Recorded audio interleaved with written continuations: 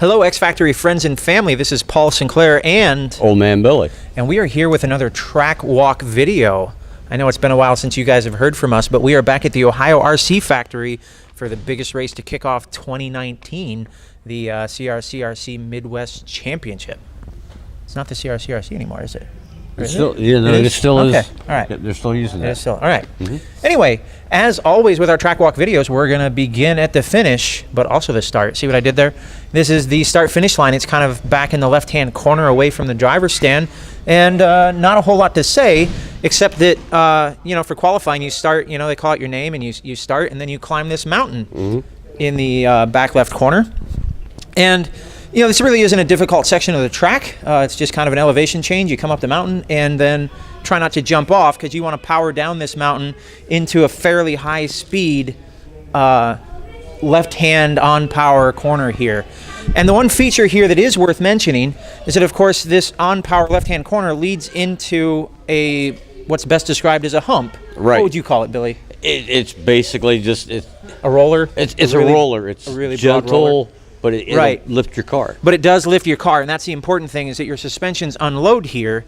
And, of course, this dumps us right into the big triple section. That's, right. I mean, it has to be the primary feature of this track, oh, yeah. right? I mean, it's intimidating, but right. It takes a lot of effort. So to come back to the roller here, it's just enough to unload your suspension and throw you, if you're not on your line, to throw your car off into the dust or really make it squirrely before you power into those triples. Right, and it also pushes your car out to the pit lane, and you can lose your car through the triples. Right. So it's real a key important feature. Real important to keep a tight line all the way down the hill from the start finish, into this roller. Slowed up just enough, brake just enough that you don't unload too far, right. And then power down the backside of this hill into the triples. So coming from this roller where you kind of have to check your speed a little bit, make sure you don't blow the corner out too far, you power into, as we said, the biggest feature on this track, the triple front section. And it is a big one. Right. Maybe not the tallest jumps I've seen, but probably the longest rhythm section. Yeah, just straight up rhythm long section. And this is, this first triple, is there any car that can't do it? No, I've seen stock cars doing it. Cars, 13.5 short courses doing it. Everybody's clearing the first triple here. It's the second triple that we're going to talk to in a little more detail. Yep.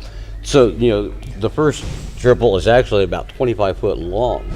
Is it that long? Yeah, you don't realize it, but it's 25 foot right from end to end. But it also gives you a super nice, easy landing zone. Yep. A very broad crest, a very nice long downslope. It's really easy to set your car down after this first triple.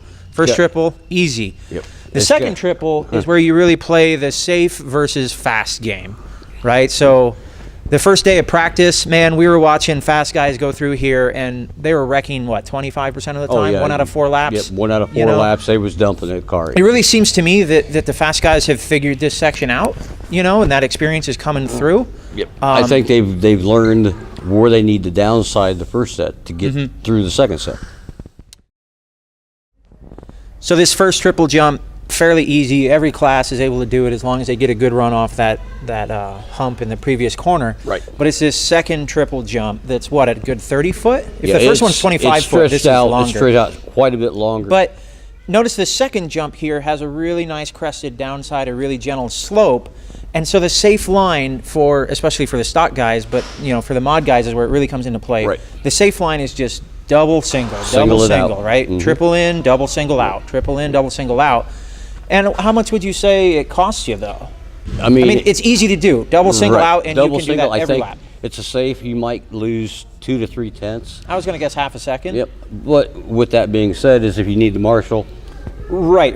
What's the risk? Yep. So right? it's we play these management. games as racers, as race drivers, right? Especially off-road racing, you're trying to decide. Especially off-road racing, you're trying to decide. How fast should I go? How fast should I go through this section? Well, I would say, in my experience running 2-wheel, 4-wheel mod, I think clearing this section is at least half a second a lap. But you're right, the wreck is costly, and I've seen a bunch of cars break here. I've seen a lot of rear arms, front arms, caster blocks, pivots. It's also the case of if you're by yourself, you don't have to deal with another car. Right.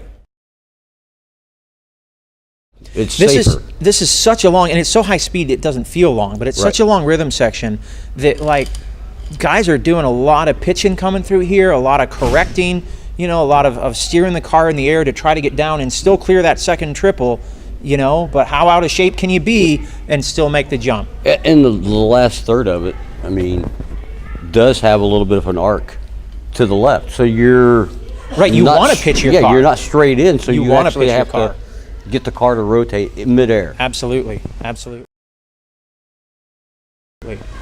So one final thing about these triples, I just want to commend Kurt Schleister and the Ohio RC Factory crew for what an incredible job they did building this jump. Let's take a look at that. So this is the face of the second triple in that rhythm section. And as we were saying, like the factory crew just did an amazing job building the jumps here. You know, see how even it is from left to right on the track. You know, this dirt is not easy to work with a lot of times because it holds different moistures. You get pockets, you get things that bubble up, well up. And, you know, I would also point out just how nice and smooth and consistent this whole face is. They really did a great job. And that's what lets, I think, this rhythm section be as fun and decisive as it is. If this was a tricky takeoff jump, you know, if this had some bumps or some oddities to it, I don't think anybody would be going for the triple, or it'd be a risky move, right? But instead, this consistency allows guys to really carry that speed, be confident in how their car is going to fly, and send it, and we see the best possible racing. Right, and when you first come out here, it's intimidating, but the track leads you to believe you got it. Right. You can go for it. Absolutely. All right, so we've done our first triple. We've decided whether we're double singling out or whether we're going for it. You know, risk it, no biscuit. We're sending it this lap. So we are downsiding nicely right here on the apex, this triple jump, and we are headed into the right side of the track. There is, on just following that second triple jump, a little bit of a fall off here. You can see the kind of half-marked line on the track, but I haven't really seen that come into play. Sometimes you'll see a car kind of, I guess I'd call it bug splat against the wall over here if they really get it wrong. But, you know, not too bad. This isn't a tricky section of the track. There are two holes in the corner, but most guys are rolling right through them. No big deal. But you don't know they're there unless you start watching for them. They're very deceiving. All right, so we have finished our rhythm section here. We have decided to go for it, and we've tripled with our mod two-wheel drive buggy. And we are landing on this nice, fairly long, fairly even downslope. Right, nice. I will say you can see all of the divots from people who are getting this wrong. We weren't kidding when we said, especially early on this weekend, a lot of people were screwing this up very frequently. You know, you can see all the divots, see all the holes. Anyway, you do land. You know, we've made it successfully. We're happy. We're on a good lap, and we're into the right side of this track. And this is pretty easy section. There's just this kind of white line here that shows a little bit of a fall off, and we're headed up to the upper right hand corner. The thing that we have to point out, there's a very deceiving feature in this track.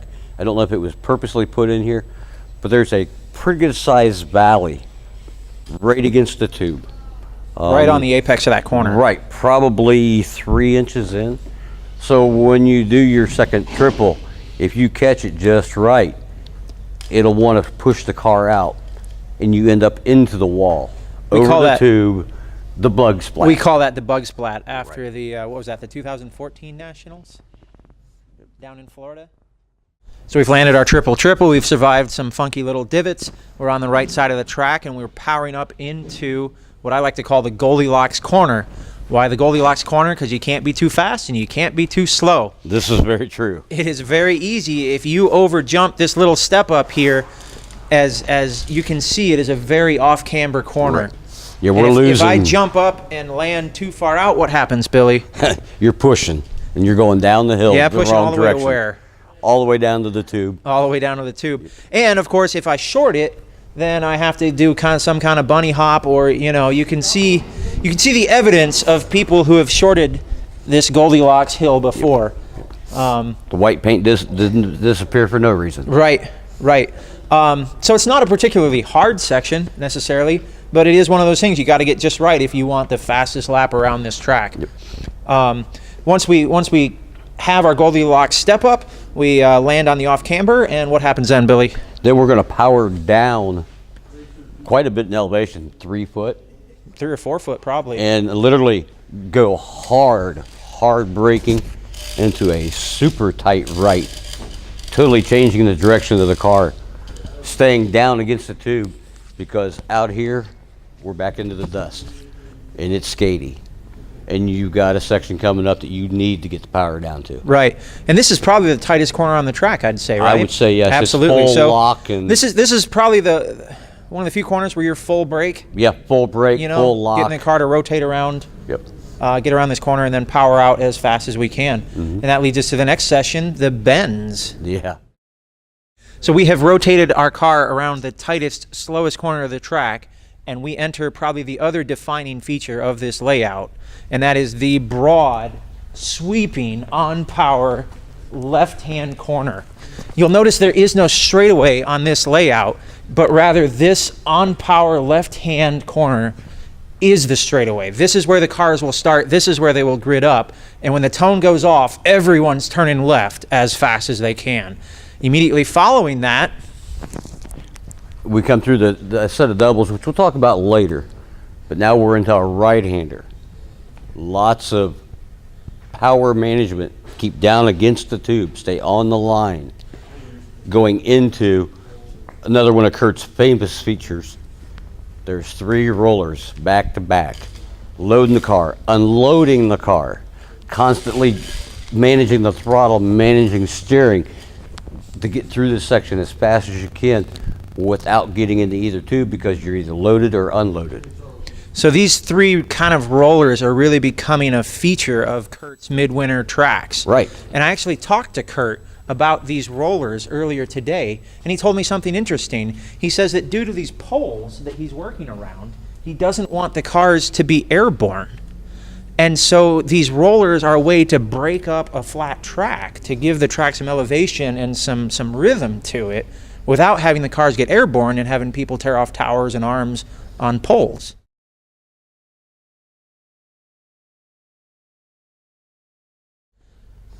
We've seen this before. We've heard the bell ring.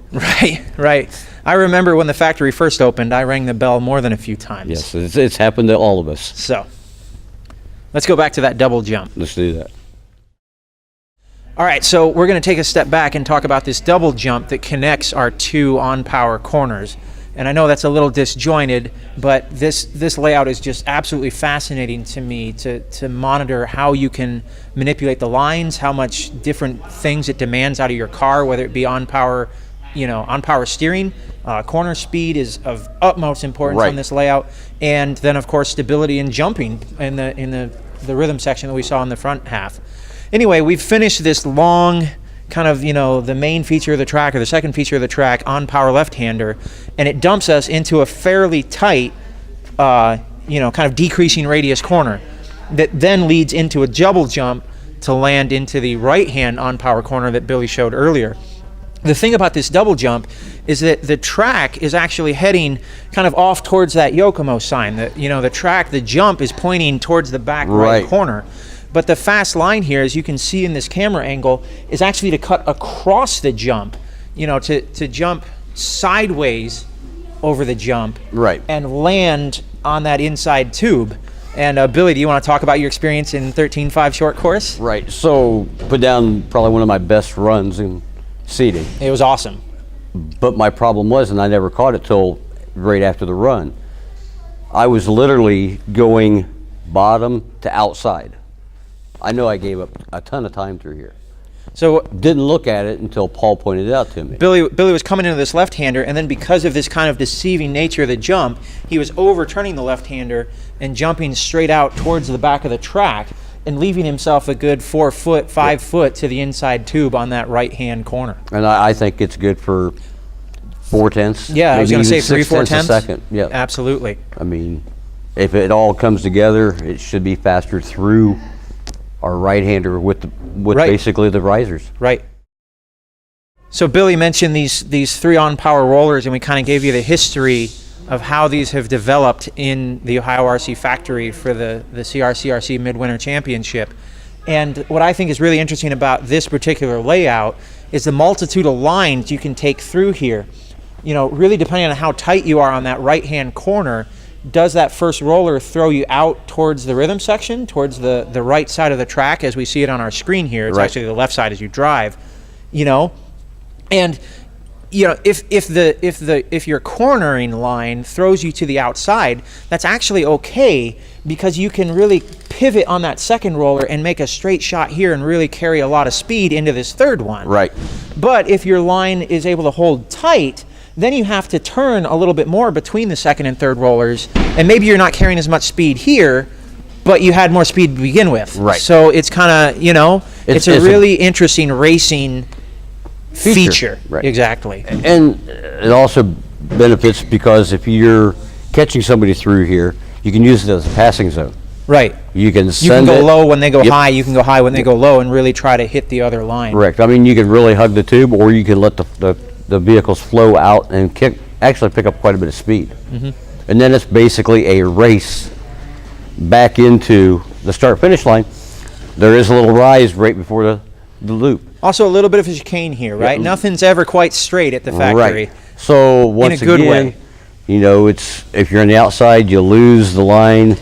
Right, someone sneaks inside. Yep. So it's Billy's give, outside, take, he's give, carrying take. a lot of speed, and here comes Paul to the inside. And snakes in and gets Can me. I elbow him out? Can I hip check? Yeah, can I hip check Billy out to the tube? Get me into the tube and kill my lap time. And of course then after that little riser right there, left-hand corner and across the line.